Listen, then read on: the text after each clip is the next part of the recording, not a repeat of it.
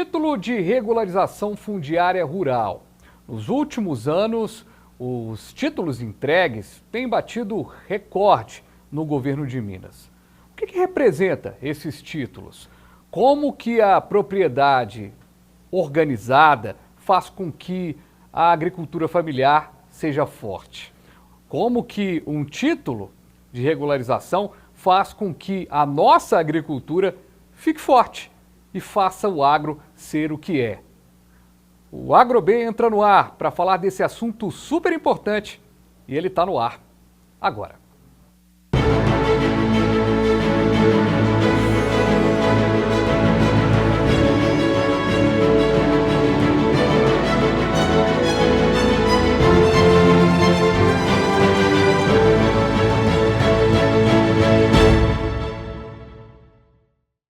Que bom, mas que bom que você está aqui comigo no canal Viver Brasil. Estamos juntos aqui no 527 Claro HD, 9 Claro Analógico, no youtube.com/canal Viver Brasil. Estamos chegando com o nosso jeito diferente de falar sobre agronegócios. E quem está aqui comigo hoje é o superintendente de regularização fundiária da Secretaria de Agricultura e Pecuária de Minas Gerais, o Pedro José Campos Garcia. Ô Pedro, satisfação recebê-lo aqui pela primeira vez no programa.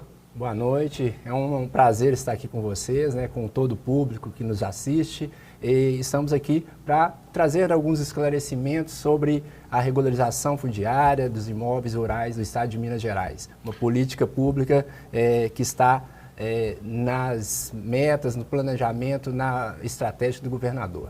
Pedro, me conta uma coisa, antes de qualquer coisa, a gente conversando aqui, título de regularização fundiária, é a mesma coisa para a gente já explicar para o grande público que de repente não está no agro. O título de regularização fundiária é o título da casa, é o documento da propriedade daquele produto rural, né? Exatamente, é o documento do imóvel rural que é levado em seguida a registro após a nossa entrega, as nossas audiências de entrega, e é um documento que traz segurança jurídica para o agricultor familiar do estado de Minas. E essa segurança jurídica, esse título, quando se faz até uma promoção disso, algo para ser realizado, é porque a falta dele, ela compromete ali a vida do agricultor familiar? Sim, compromete. Nós fizemos alguns estudos nos últimos 4 anos da gestão do governador Zema, e temos que existe um grande número de propriedades sem registros atualizados, Então, algumas pessoas, que nas audiências que nós realizamos, quando começamos o processo de regularização nos municípios que participaram do edital de chamamento, nos relatados que muitas pessoas têm dificuldade para implantar a energia no imóvel, porque as companhias de energia exigem uma documentação prévia para que dê início ao processo de instalação de um padrão de energia. Olha só, uma questão básica que muitas vezes compromete a vida de muitos agricultores que não podem desempenhar plenamente a atividade rural. Já aconteceu dessa coisa de não ter escritura da casa, do terreno, onde está ali o plantio? Porque a gente está falando, gente, já imagina, você que de repente não é da produção agrícola, mas gosta do tema. Imagina que você está na sua casa, você não tem escritura, aí do nada você perde a sua casa. Beleza. É cruel? Mas você pode arrumar outra casa, você vai morar de aluguel em outro lugar, Para o produtor está a vida dele ali, está a indústria a céu aberto dele ali, que é a produção dele, ou seja, é algo muito mais complexo do que necessariamente um título de uma casa, uma certificação de uma casa. Exatamente.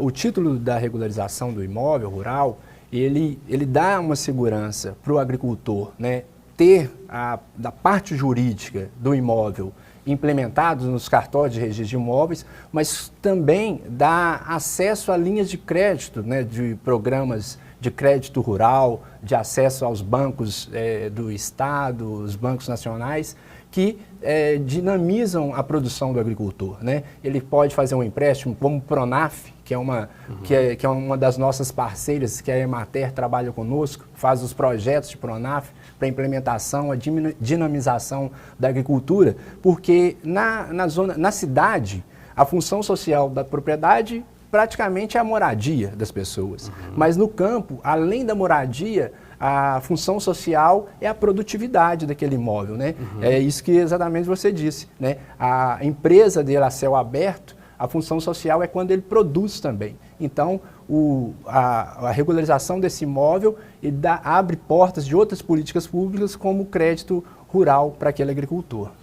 E a gente sabe também, né, Pedro, que tem a mulher hoje no campo, ela tem um protagonismo muito grande. Ao longo do tempo, a gente já falou muitas vezes disso aqui no programa, a mulher ela tinha o protagonismo de ser a cabeça pensante ali da agricultura familiar, a cabeça pensante no que eu digo de dar os números, de acertar as coisas, de organizar, de vender quando for o caso. E hoje a gente vê que as mulheres também estão tendo um protagonismo na produção, não é de hoje, mas um protagonismo interessante. E quando se fala hoje da certificação de um imóvel e tal, a mulher ela é sempre respaldada, né? Porque, inclusive, quando há uma união ali entre duas pessoas, a mulher tem que estar no documento, se aquele homem tiver comprado, foi o dinheiro ali que ele foi, comprou, mas tem lá, é uma proteção da mulher. Posso estar enganado se isso serve para todo mundo, se acontece normalmente, mas de uma maneira geral, a mulher está constando ali. Sim. Na questão dos títulos, também tem essa observação, porque é interessante a gente saber, porque um casamento ele pode acabar, né? Ele pode ter um problema ali, mas a mulher tem o direito, ela lutou por aquilo ali também, né? Exatamente, Fabiano. A lei que regulamenta a regularização fundiária, a Lei 11.020, ela tem, em um dos seus artigos, eu não recordo exatamente qual, mas que dispõe que a regularização dos imóveis, né, a titulação deve priorizar as mulheres. Então, nas audiências públicas que nós realizamos em cada início de processo nos municípios, é até uma disposição que a gente fala, olha, o título, preferencialmente, que está escrito na lei, ele deve constar o nome primeiro da mulher, mas de toda forma, ele tendo uma união estável ou casamento, o nome da mulher tem que estar ali disposto no título, né? E isso não é só uma lei estadual, mas também a lei 13.465, que fala da regularização como um todo, a lei federal, também tem esse dispositivo legal que valoriza, né, que sabe da importância da mulher na agricultura brasileira. Quando o produtor ele tem o seu título ali regularizado, o seu espaço ali regularizado, isso facilita, já meio que deu essa explicação aqui, a ter crédito, a buscar incentivos e tudo mais. Mas mais do que isso também é aquela coisa de dormir tranquilo, né? De pensar assim, poxa, o que é meu tá guardado, tá reservado, tá registrado, carimbado, como diria o Raul, né? Sim. Nós fizemos, né, acho que nessa gestão, nós aprimoramos e tentamos aproveitar tudo aquilo para não ser disruptivo, né, porque a regularização ela vem desde o século XIX, XX e ainda existe a necessidade para se implementar a regularização dos imóveis rurais, né? Existe um déficit muito grande ainda de imóveis georreferenciados, é o que a gente faz também, né?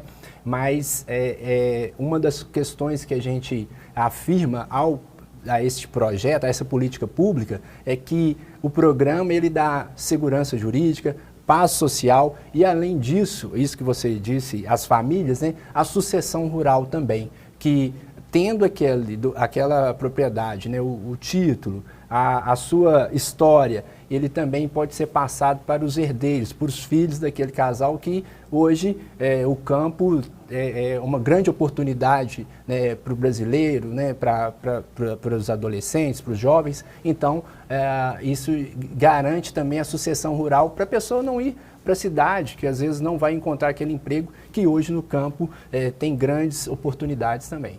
Muito legal, estamos recebendo aqui o superintendente de regularização fundiária, Pedro José Campos Garcia, superintendente da CEAPA. Pedro, a gente vai para o intervalo. Na volta, você já deu a deixa aí pra gente.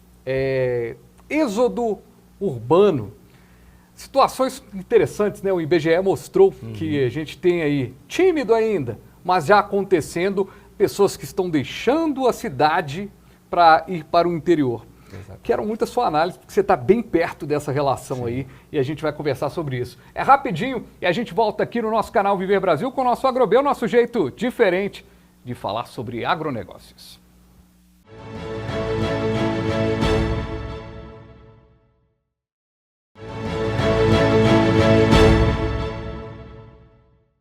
Estamos de volta aqui com o nosso AgroB, aqui no canal Viver Brasil, feito de Minas para o Brasil, feito de Minas para o mundo, feito de Minas para você que está nos acompanhando agora em Ipatinga, em Governador Valadares, está acompanhando em Juiz de Fora, está acompanhando em Belo Horizonte, Contagem, Betim, Nova Lima, Sabará, está acompanhando a gente em Uberaba e Uberlândia. É muito bom ter você aqui com a gente. Quem está aqui comigo é o Superintendente de Regularização Fundiária da Secretaria de Agricultura e Pecuária de Minas Gerais, Pedro José Campos Garcia. Pedro, esse caminho aí que você que está muito próximo dessa relação, né, do latifúndio e da indústria, né, e a gente vê a indústria chegando na agricultura e somando muito nos últimos tempos, a agroindústria tem aberto possibilidades muito grandes, inclusive, de acordo com dados do IBGE, a gente viu ainda tímido, como eu destaquei, mas já um êxodo urbano, muita gente saindo das cidades grandes ou do movimento urbano para o movimento rural, exatamente puxado pelas agroindústrias, pelo trabalho do agro. Como é que você vê isso? Como é que a sua pasta vê isso? Você que está no dia a dia lidando com isso no governo.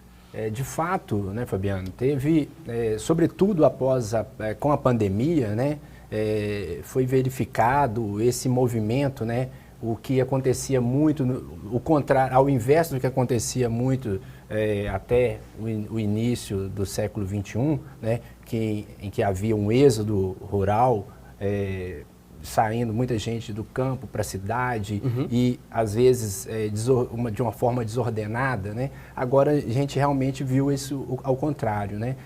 Acho que grande parte no momento da pandemia, mas também por isso que você afirmou, né? Hoje o campo, ele apresenta muitas oportunidades, né? O trabalho, tecnologias, né?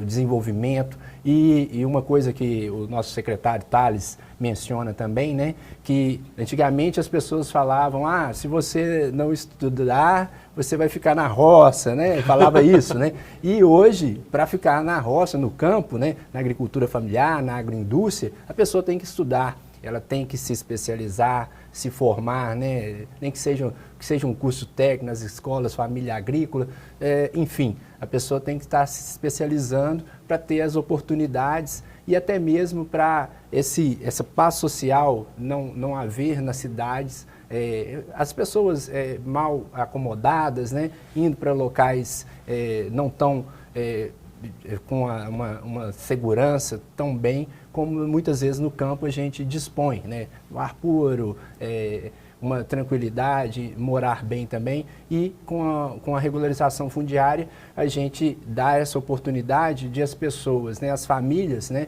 fazerem essa sucessão rural e os filhos que antigamente vinham para a cidade poderem ver no campo, né, uma oportunidade e a gente ter uma dinâmica social mais tranquila, né, nos grandes centros.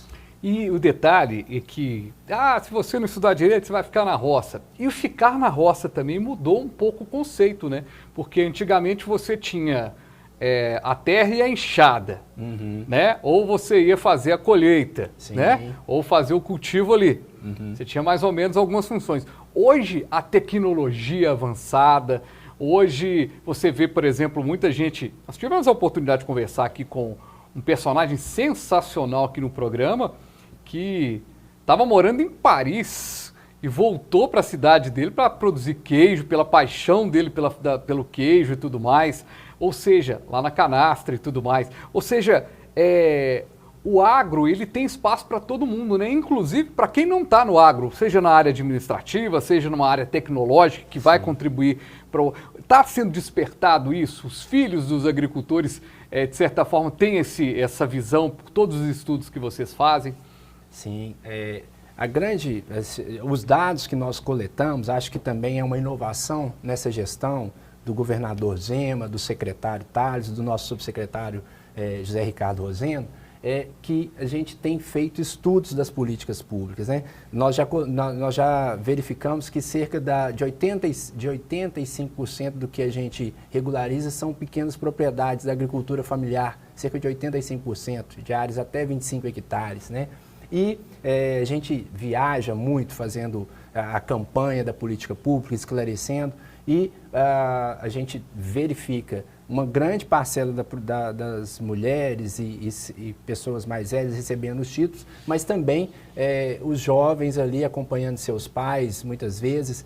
E hoje a gente também vê, por exemplo, uma das partes que a gente trabalha na política pública é uma determinação legal também, que é o georreferenciamento das áreas, né? E isso hoje acontece com drones, né? Hoje as pessoas utilizam drones, GPS de alta tecnologia, e então isso dá uma maior celeridade aos processos, né? E a gente vê que até gente que não é do agro, né, eles veem a oportunidade de estar trabalhando, né? Nós temos credenciadas hoje na regularização fundiária de várias empresas que são de engenharia, que vão para o agro para poder trabalhar nessa questão do georreferenciamento, que de acordo com a Lei 10.267, que é de 2001, todos os imóveis agora vence, por exemplo, começou com 5.000 hectares, deveriam começar a regularizar o georreferenciamento e averbar nos registros de imóveis. Começou com 5.000.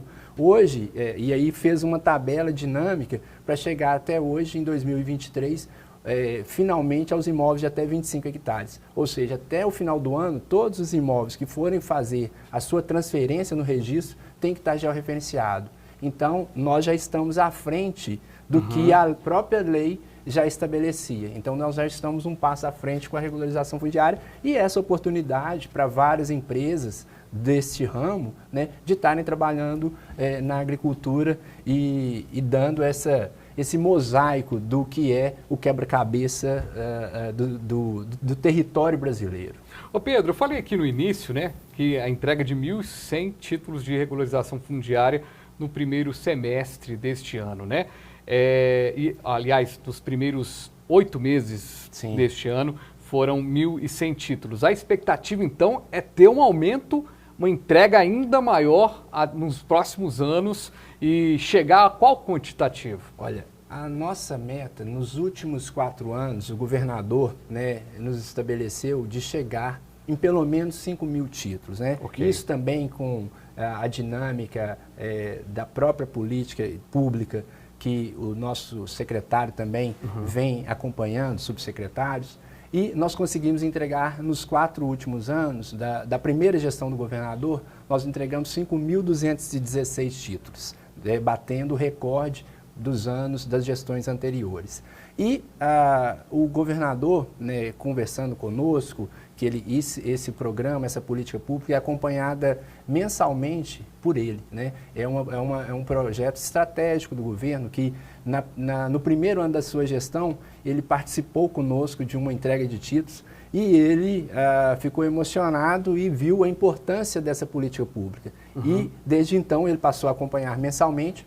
E nessa nova gestão, nesses próximos 4 anos, né, e esse aqui inserido, nós temos uma meta de aumentar em 40% o número de títulos com referência à gestão anterior, à nossa última gestão. Nós vamos entregar pelo menos 7.000 títulos nos próximos 4 anos. Se a gente fala de 7.000 títulos, a possibilidade, então a gente está falando de multiplicar por 7, ou seja, vão ser títulos e mais títulos de regularização.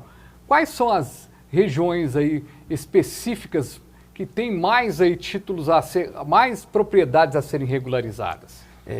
Nós também, uma peculiaridade dessa gestão, a análise da política pública, né? A gente, você olha para a política, faz uma avaliação, começa a executar e depois avalia, né? Então, na nossa avaliação desses últimos 4 anos, uma inovação também do governo Zema, do secretário Tales, foi como é que a gente chegaria, nós temos 853 municípios, como que essa política pública chegaria em todos eles? Quais que seriam os critérios? Não havia. Nessa gestão do governador Zema, foi estabelecido um edital de chamamento e aí tem uma demanda por quase todas as regiões. Mas nas nossas análises, na nossa avaliação, nós verificamos que a grande maior demanda está no Jequitinhonha, no Vale do Jequitinhonha, no Mucuri e no norte de Minas. Uhum. E em outras regiões com menos intensidade. Perfeito. Tá aí, gente. Acho que a gente fez um bom raio-x, demos aqui números muito bacanas, quase que em primeira mão aqui no Canal V Brasil, esse número aí de 7.000 possibilidades, 1.100 títulos até agora. Ô Pedro, para a gente encerrar o nosso papo aqui, além dessa questão da entrega dos títulos, né, algum outro ponto que a gente pode deixar aí os agricultores familiares que estão nos assistindo em atenção? Há aí uma luta também do governo para mais benefícios, mais caminhos aí. A gente está vendo o IMA fazendo aí a certificação dos produtos. De certa forma, abraçar ainda mais o agricultor familiar? Sim, agora recentemente foi anunciado pelo governador e pelo secretário um crédito do próprio governo do estado, para a agricultura, de mais de 380 bilhões. Temos ainda este ano a continuidade do programa, que nós temos também metas que o governador estabelece. A cada bimestre nós temos um número para entregar. Este ano nós devemos chegar em pelo menos 1.800 títulos, Nós já estamos em 1.100, nós precisamos ainda de pelo menos mais 700. Então, existe essa expectativa de vários municípios serem atendidos ainda, O agricultor que fez o cadastro, ele vai ser atendido, ou com informação que eventualmente não preencheu os requisitos, nem todo mundo vai preencher, mas a política pública está bastante séria, com bastante transparência e publicidade para atender ao público que tem essa demanda nas várias regiões do estado. Perfeitamente. Pedro José Campos Garcia, superintendente de regularização fundiária. Pedro, obrigado mais uma vez pela sua presença aqui com a gente. Quem quiser conhecer um pouco mais do trabalho, acessa lá as redes sociais da SEAPA, o site também da SEAPA. E eu te agradeço demais. Às ordens, Fabiano. Abraço. E eu agradeço demais a você também que esteve aqui com a gente nesse papo. Foi legal para você esse trabalho aí da regularização de títulos fundiários? Valeu a pena aí para você essa informação? Para algum conhecido? Fica aí essa dica importante. A gente volta a se falar em mais uma edição do AgroB. Valeu!